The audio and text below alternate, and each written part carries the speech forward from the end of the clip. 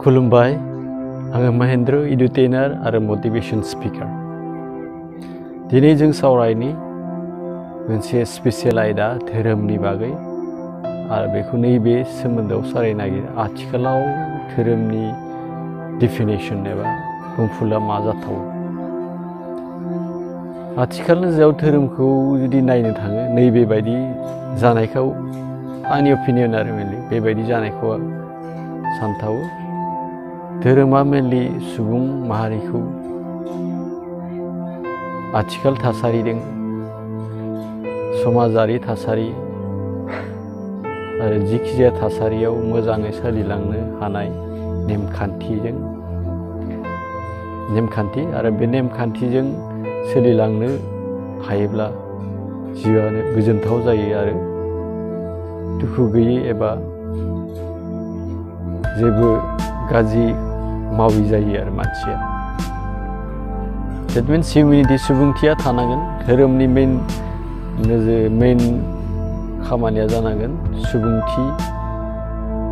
गियान बे थानांगोन आरो बेनि थ्रुयै खायसे जोंनि जि गोसो जोंनि जि इमोशन बेफोरखौ कन्ट्रल खालामनो हानाय मोनसे नेम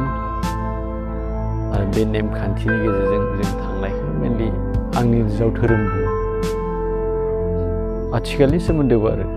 मेनलि बी एस लाइक हिउमेन आरो बेनि खामानिया जानांगोन सुबुंनि थाखाय मोजां आरो लोगोसे बे सोरजिनि थाखाय मोजां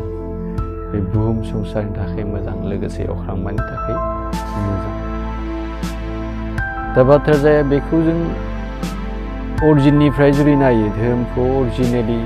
जागायजेननिफ्राय जुदि नायो एबा स्टाडि खालामो जों मोनो खायसे गिनाय आसुरित जानाय गोमोथाव जाथायफोरखौ लानानै जों मा धोरोमनि सुरुवात जादों आरो फुजिनाया सुरुवात जादों बेबायदिनो फैयै फैयै खायसे सान्थौगिरिफोरा खायसे गुरुफोरा खायसे राफोदाय बुङो जायफोरा इसोरनि मेसेज एबा खायसे धोरोमाव इसोर जानो जोनोम जाफैनाय बेबायदि गोबां बाथ्रा स्ट'रि आरो खायसे सोमोन्दो गोनां काहानि दं आरो थेवब्लाबो आथिखाल नोजोराव जों साबसिनै सुबुं महरै सुबुंथि गियान लानानै बे बुहुम संसारनि बे अख्रांमानि बे गासै सोरजिनि मोजांनि थाखाय जि नेमखान्थि बानायनाय जादों बे नेमखान्थिखौ मानिना सोलिनानै मेनलि धोरोम नाथाय नैबेखिनियाव आथिखालाव जि अबस्था जाबोदों बेनि बागै जुदि जों बुंनो थाङोबा धोरोमखौ लांनानै गोबां मुगैलायनाय नुनो मोनदों आथिखालाव जेरै ख्रिस्टाना गुबुन धोरोमखौ मुगैदों इस्लामफोरा गुबुन धोरोमखौ मुगैदों बेबायदिनो हिन्दुफोरा गुबुनफोरखौ मुगैदों बाथौफोराबो गुबुनफोरखौ मुगैदों बेबायदिनो ब्रह्मफोराबो गुबुनखौ मुगैयो बेबायदिनो शंकरिफोराबो गुबुनखौ गोबां धोरोम दङ आरो गावनि धोरोमखौ साबसिन होनना बुङो बेबायदिनो बुद्धिस्टफोरनिफ्राय गोबां गुरुफोरा मा बुङो गुबुननि धोरोमखौ मोजां नङा होनो बेबायदि मुगैनाय जुदि जायो धोरोमानो जुदि मुगैनाय दिन्थियो बेथ' धोरोम जानो हाया धोरोमा मेनलि बयखौबो गनायनाय आरो मोजां लामाजों लांनाय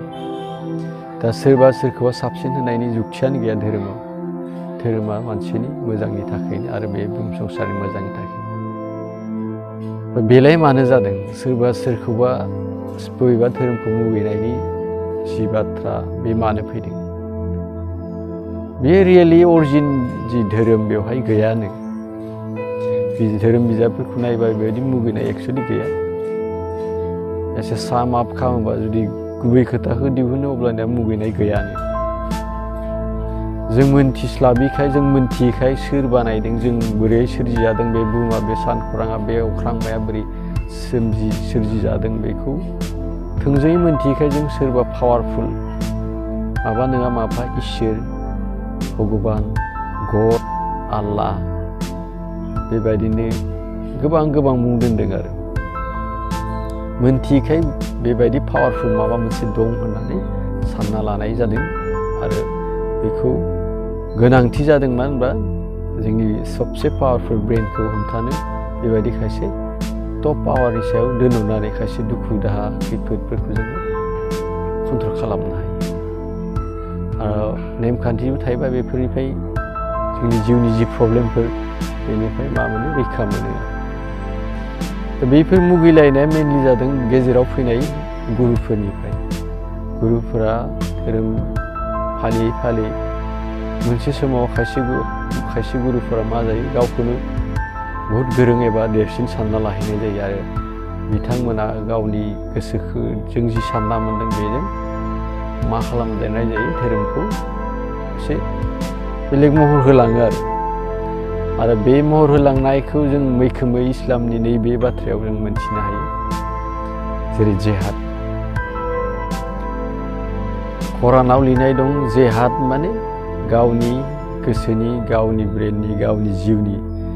गाव सिङाव जिखिनि गाज्रि दं साननायानो गाज्रि जा खामानियानो गाज्रि जा गाव जिखौ गाज्रि गावनि सायाव जि गाज्रि दं बेखौ गारनो जि नाजानाय खामानि एबा गारनाय खामानिखौनो जिहाद बुङो गारनो जिखिनि जों मा खालामनांगौ नाजाथाबनो गोनां जायो बेखौ जिहाद बुंनाय जादों नाथाय बेखौ आथिखालाव मल्लाफोरा नैबेबायदि सोलांदों जों इस्लाम धोरोमनि एगेन्स्टै जाय बाथ्रा बुङो बेखौ बुथारब्लाबो पुण्यसो मोनो एबा सोरगोआव जागा मोनो बेबायदिसो बिथांमोननिया बुंनाय दङ बुङो आरो मल्लाफोरा एक्सुवेलि धोरोमाव बेबायदि गैया कुरानखौथ' मोनसे बाथ्राजोंनो फोजोबना दोनजायो बेवहाय जुदि नै बर' रावजों बुंबा ओरैहाय बुंनांगोन जों बयबो इसोरनिनो फिसा आरो इसोरा जि मोजां खामानि मावनो थिनदों सोंनाय गैयालासेनो बे खामानिखौ मावलांनांगौ दा बेवहाय इसोरनि जि बिथोन बेखौ मावलांनांगौ होननायखौ जिहादफोराव गुबुन धोरोमै बुंना होयो आरो इसोरानो थोनलांदों इस्लाम धोरोमनि एगेन्स्टै गाज्रि मावोबा जाय हिंसा मावदों बिथांमोनखौ फोजोबब्लाबो फैनो मोनो बेखौ मल्लाफोरनि जै बांद्राय फोलावनानै बेलेग टाइपै खालामना होदों बा खृष्टानफोरनियावबो नैबे दङ बिथांमोननि मेक्सिमाम मानसियानो खृष्टान धोरोमखौ साबसिन होननानै बुङो आरो थ' धोरोमाव सोरखौबा साबसिन सोरबा गाज्रि धोरोमनिनाव सोरखौबा बुथारनाय सोरखौबा नासयनाय बेबायदि जानायाथ' धोरोमानो नङा बयखौबो बोजबनानै मोजां लामाथिं लांनायासो धोरोम आरो जेब्ला मुगैलायनाय धोरोमनि हेंथा हेंथि जायो अब्ला बे बुहुमाव सबसे गिदिरसिन दावहाया बेनो जागोन धोरोम दावहायानो बुहुमाव सबसे गिदिरसिन दावहा जागोन बेबायदि गरामिजों बे बुहुमा थांना थानाय नङा मानो थांना थानाय नङा नैबे आथिखालाव निउक्लियारनि वेपन ओंखारबाय निउक्लियार पावार जाबाय निउक्लियार बमा ओंखारबाय सोरबा सासे गाज्रि मानसिनि आखायाव जुदि सुइचआ गोलैयो निउक्लियार मोनसे सुइचखौ जुदि बिथाङा मोनो अब्ला बिथाङा सुइच मारिबानो बे बुहुमा जोबलांनायनि बे बुहुमाव जिउनि जोबलांनायनि जेबो टाइमखौनो नाङा दसेनो जोबलाङो ओरैनो बुंनाय खोनासै मोनथियोबो जुदि बुहुमनि मोनथाम खनायाव हाइड्रजेन बमा एबा एटम बमा एबा निउक्लियार बमा होनाय जायो गिदिर निउक्लियार बमा आथिखालाव जायखौ गिदिरसिन बानायदों बेखौ मोनथाम खनायाव होबा बुहुमा ओरैनो जोबलाङो बेबायदि समाव जुदि सोरबा सोरनिबा धोरोमा साबसिन होननानै खायजा जालायो मुगैलायो अब्ला सोरबा गाज्रि मानसिनि आखायाव जाय धोरोमखौ गरामि लाना खालाम बिथांमोननि आखायाव जुदि निउक्लियारनि सुइचआ होयो अब्लाथ' मा जागोन निउक्लियार वार जागोन निउक्लियार वार जाबा मा जागोन जिउआनो जोबलाङो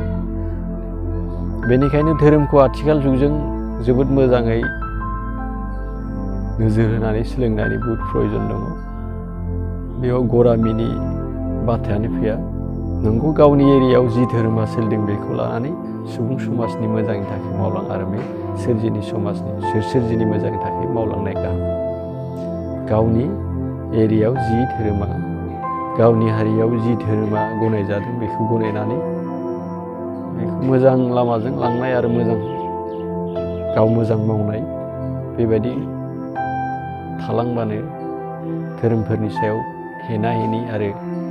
गाज्रि जि जाथायफोर बे जानाय नङा जोबनायाव नैबेखौनो बुंबावनो लुबैदों आङो धोरोमा सुबुंनि थाखायनो सुबुंनि मोजांनि थाखायनो बेयाव मुगैलायनायनि बाथ्रा गैया बयखौबो बोजबनानै मोजां लामाजों लांनाय